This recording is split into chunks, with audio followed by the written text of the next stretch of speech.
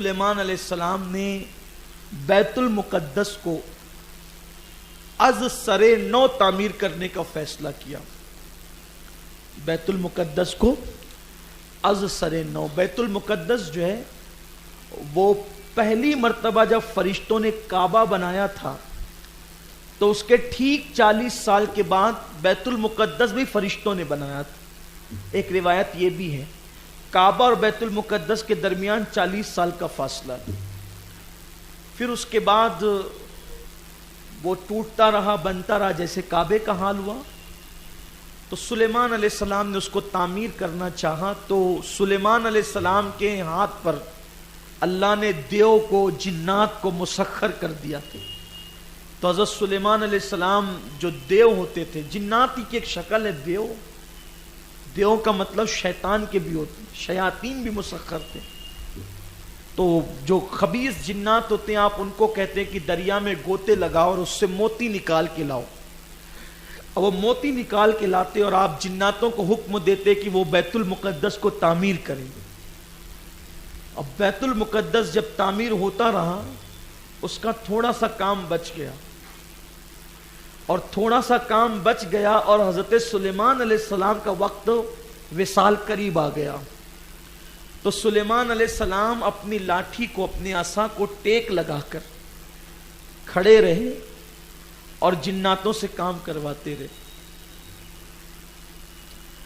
اب سلیمان علیہ السلام کی اسی حالت میں روح نکل گئی، روح نکال لی گئی اور آپ یوں ہی ٹیک لگا کر کے کھڑے رہے۔ آپ سوچئے کوئی عصا کو ٹیک لگا کر کے اگر ہلکا سا سو جائے نا تو عصا بھی گرے گا اور وہ خود بھی گرے گا۔ یہ شان نبوت ہے کہ عصا کو ٹیک لگا کے روح نکل گئی لیکن آپ برابر کھڑے رہے اور 1 سال تک اسی شان سے کھڑے رہے۔ رات کو بھی پھر جنات کام کرتے، جب حضرت سلیمان جاتے ہی نہیں تو یہ رات و دن کام کرتے، رات دن کام پہ لگے رہے اور ٹھیک 1 سال میں جتنا کام بچا تھا سب مکمل ہو گیا۔ اب جب وہ کام مکمل ہو گیا تو اللہ نے دیمک کو حکم دیا کہ وہ حضرت سلیمان علیہ السلام کی عصا کو چاٹ لے۔ تو اندر سے دیمک کھاتے گئے حتیٰ کہ وہ پورا عصا چاٹ گیا، کھوکھلا ہو گیا، تو وہ عصا ٹوٹا، حضرت سلیمان علیہ السلام نیچے آئے۔ اب آپ مجھے بتائیں 3 دن میں انسان کے اندر بدبو پیدا ہوتی ہے، بلکہ 3 دن تو میں بہت محتاط بول رہا ہوں، بعض میتیں تو ایسی ہوتی ہے کہ نہلانے سے پہلے ہی بدبو مارنے لگتی۔ اللہ تعالیٰ سب کی حفاظت فرمائے، لیکن یہ شان نبوت ہے۔ 1 سال بارش ہوئی، دھوپ، سردی، گرمی، برسات سب، لیکن چہرے کا رنگ بھی نہیں بدلا۔ قدرت کہہ رہی، قدرت قرآن کی آیت ہے۔ لوگ کہتے ہیں نبی مر کر مٹی میں مل گئے، سوچئے تو صحیح، مر کر مٹی میں مل گئے، کیا کہتے ہیں لوگ؟ شعور کیا ہے لوگوں کو؟ قرآن کہہ رہا ہے کہ سلیمان عصا کا ٹیک لگا کر بعد وصال روح نکلنے کے بعد بھی 1 سال تک کھڑے رہے، چہرے کا رنگ بھی نہیں بدلا، کچھ نہیں ہوا۔ اچھا دیمک لکڑی کو چاٹ رہی ہے لیکن حضرت سلیمان کی طرف آنے کی کسی کی ہمت نہیں ہے۔ یعنی خدا نے مخلوق کو یہ بتا دیا ہے کہ شان نبوت کیا ہوتی ہے، نبوی شان کیا ہوتی ہے۔ اور آپ تشریف لائے، پھر جنات کو پتا چلا، رے ہم تو سلیمان علیہ السلام کے بارے میں سوچ رہے تھے کہ یہ تو رات دن کھڑے ہوئے ہیں۔ اس سے یہ بات بھی واضح ہو گئی کہ جنات کو علم غیب نہیں، وہ بڑے ڈینگے مارتے تھے کہ ہمیں علم غیب ہے، اور ہم لوگوں کو جو آ کر کے باتیں بتاتے ہیں وہ غیب کی خبریں دیتے ہیں۔ تو اگر ان کو علم غیب ہوتا تو قرآن کہتا کہ وہ سلیمان علیہ السلام کے وصال کی خبر ان کو کیوں نہیں ہوئی۔ اس سے یہاں ہمیں بھی اپنے عقیدے کی اصلاح کرنی چاہیے کہ اگر کسی کو جنات کی حاضری آتی، توجہ کریں آپ، اگر کسی کو، بھئی ولی کی حاضری تو کسی کو نہیں آ سکتی، لیکن پری ہے، جنات ہے، اس کی حاضری آ سکتی، تو کسی کو اگر جنات کی حاضری آتی ہے اور وہ غیب کی خبر دے، اس کو ماننا نہیں چاہیے۔ اگر آپ اس کو مانیں گے یہ سوچ کر کیونکہ قرآن تو کہتا ہے کہ ان کو غیب کی خبر نہیں ہے. اگر آپ اس کو یہ سوچ کے کہ اس کو غیب کی خبر ہے، غیب کا علم ہے، یہ سوچ کر مانیں گے تو کفر ہوگا. تجدید ایمان اور جو ہے وہ تجدید نکاح، اگر بیوی رکھتا ہے تو تجدید نکاح لازم آئے گا. اس بلا میں بہت لوگ مبتلا ہیں. چلو وہ فلاں کو جنات کی حاضری آتی ہے، اس سے چل کر کے پوچھ لیتے ہیں کہ میرا دھندا کیوں بند ہے.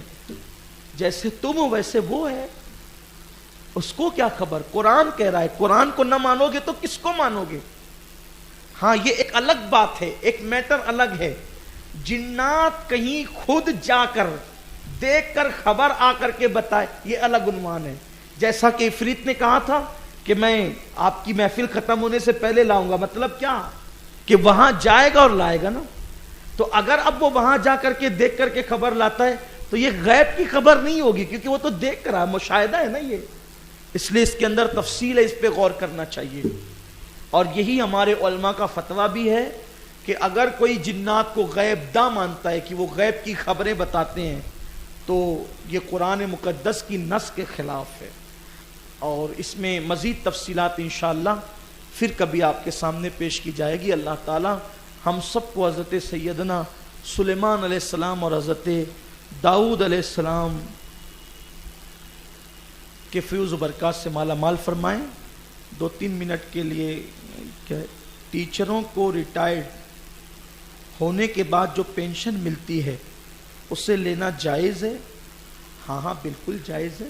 پینشن کا مطلب یہ ہوتا ہے کہ آپ نے حکومت کی نوکری کی، نوکری کے بعد آپ بوڑھے ہو گئے تو ریٹائر کر دیے گئے، تو اب اس کا آدھا حصہ یا کچھ حصہ وہ بوڑھوں کو ملتی ہے، تو وہ بالکل لینا جائز ہے، کوئی حرج نہیں.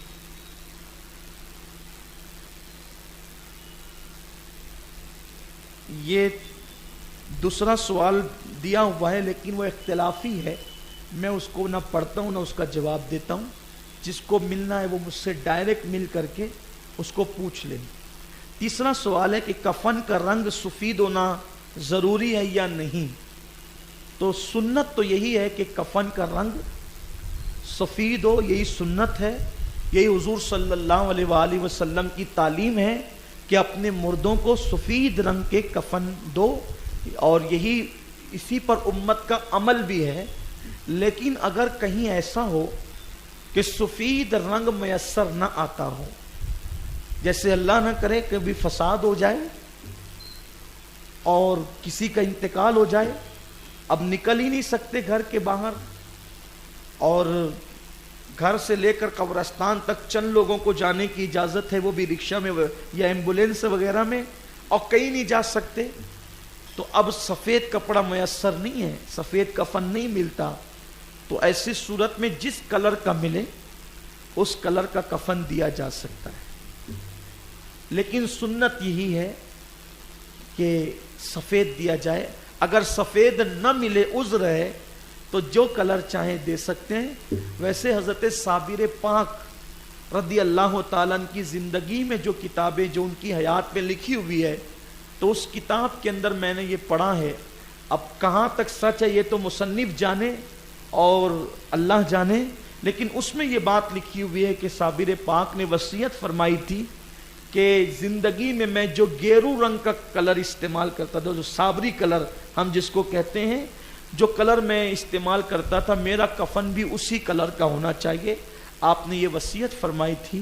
تو اس کتاب کے مصنف کے کہنے کے مطابق حضرت صابر پاک کو اسی رنگ کا کفن دیا گیا. لیکن امت کا اتفاق اسی پر ہے، اکثریت، کہ سفید کپڑوں میں کفن دیا جائے. واللہ عالم ورسولہ عالم. الفاتحہ الی حضرت النبی الکریم علیہ افضل الصلاۃ واکمل التسلیم.